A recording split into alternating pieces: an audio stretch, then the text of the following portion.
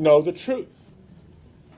The United States of America is not the United States of America without immigrants. Hello friends, मैं हूं Shipra. Welcome to my YouTube channel. कैसे हैं आप सभी लोग?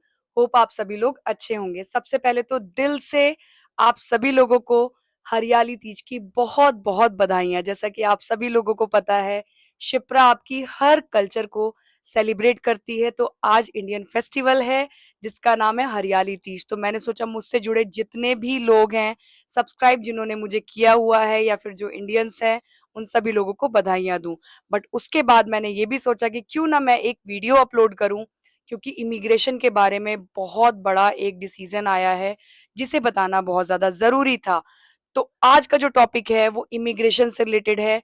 सेनेटर एलेक्स पडीला ने एक प्रपोजल रखा है। You have lived here for 7 years or more, contributed to the community for years, and you don't have a criminal record, then yes, you deserve a pathway to legalization.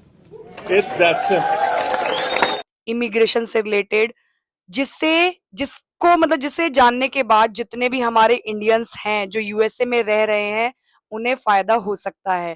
तो जितने भी हमारे brother sisters America में रह रहे हैं, ये video उन लोगों के लिए है।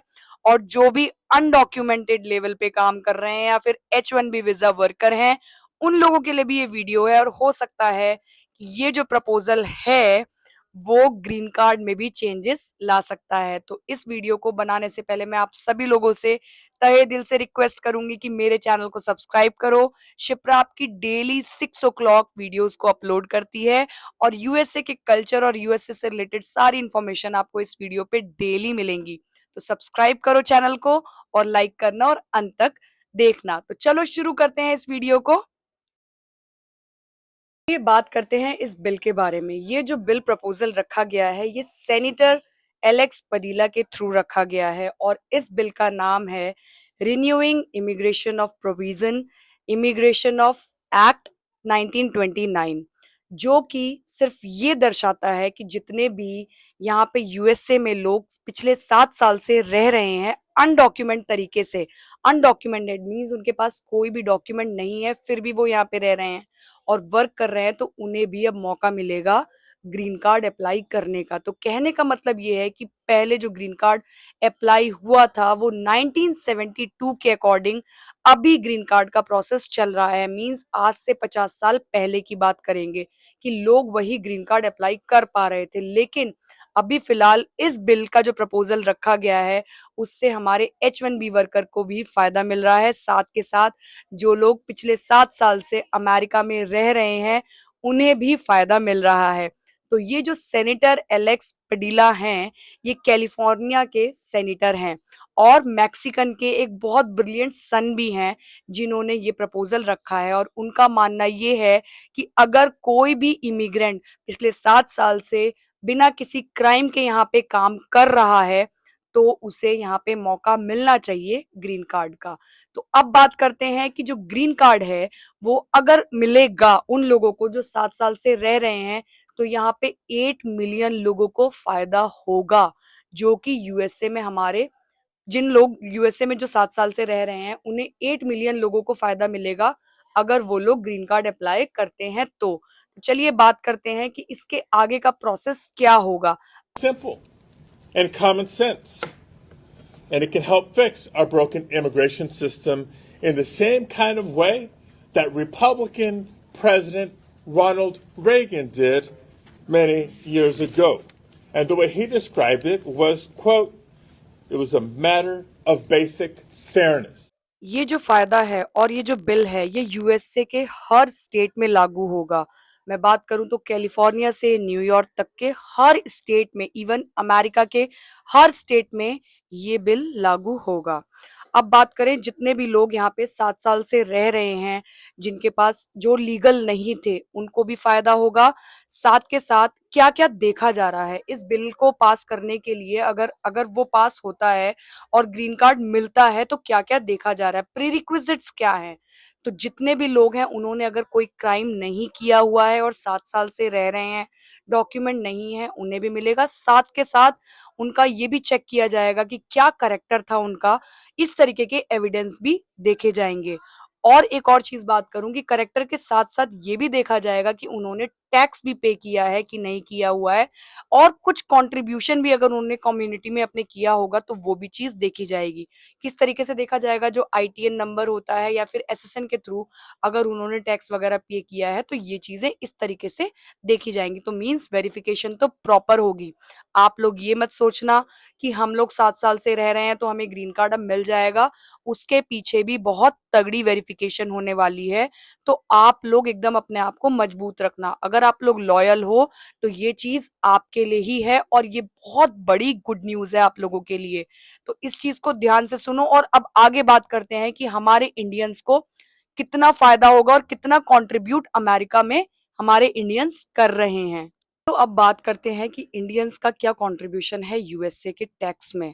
अगर मैं 2019 की बात करूं तो इंडियंस हमारे 9.7 बिलियंस टैक्स पे कर चुके हैं यूएसए में। और अगर मैं बात करूं H1B वर्कर्स की तो वो तो अमेरिका की बैकबोन ही है। तो इस सिचुएशन में अगर हमारे इंडियंस इमिग्रेंट्स को अगर ग्रीन कार्ड मिलता है तो आगे आने वाले फ्यूचर में 37 बिलियन का टैक्स पे करेंगे अमेरिका में। तो इस केस में ये नहीं कि सिर्फ अमेरिका को ही फायदा है या इंडियन को ही फायदा है, बल्कि अमेरिका के लिए भी इस सिचुएशन में विन विन सिचुएशन है। तो शायद अमेरिका के लोग इसलिए भी सोच रहे हैं कि जो हमारे इंडियंस हैं वो बैकबोन की तरह या फिर अगर कंट्रीब्यूशन कर रहे हैं तो उन्हें यहाँ पे ग्रीन कार्ड मिलना चाहिए। Forward for dreamers, for farm workers, for TPS holders, and other essential workers. A better path forward for aspiring business owners and entrepreneurs who will continue to help power our economy into the future.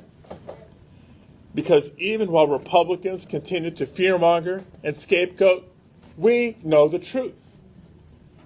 The United States of America is not the United States of America without immigrants. तो इस bill से Indians को इतना तो फायदा होगा कि no मोर deportation, means आपको डिपोटेशन का कोई डर नहीं रहेगा, स्टेबिलिटी रहेगी और आप लोगों का बैकलॉग जो है वो भी स्ट्रांग रहेगा। तो यहाँ तो इंडियंस को इस तरीके का फायदा होगा। और अगर मैं बात करूँ आगे आने वाले 5 साल में तो जो टैक्स पे करेंगे हमारे इंडियंस वो 121 बिलियन के अकॉर्डिंग इतना कम से कम करेंगे। देखो ये बिल प्रपोजल अभी पास नहीं हुआ है क्योंकि यहाँ पे जितने भी रिपब्लिकन्स हैं वो कांग्रेस पार्टी की तरफ से हैं। और यहाँ पे अभी यहाँ पे हेलीकॉप्टर आ रहा है तो थोड़ा सा मैं वेट करने के लिए कहूंगी। तो अभी जितने भी रिपब्लिकन्स हैं हमारे वो कांग्रेस की तरफ से हैं, तो उनका मेन मोटिव जो है अभी वो मास डिपोटेशन और सिक्योरिटी के बेस पे है। और अभी रिसेंटली उन्होंने एक एक्ट भी उसका भी बिल रखा गया था जिसका नाम था डिग्निटी एक्ट 2025। उसका भी सेम यही मीनिंग था कि जितने भी लोग 7 साल से रह रहे हैं और अनडॉक्यूमेंटेड तरीके से हैं उन्हें मिलना चाहिए। और ये जो सेनेटर हमारे एलेक्स पडीला हैं इन्होंने भी ये बिल रखा है, बट इनका जो वजूद है मुझे लगता है कि इनकी वजह से प्रॉपर ये बिल पास हो जाएगा।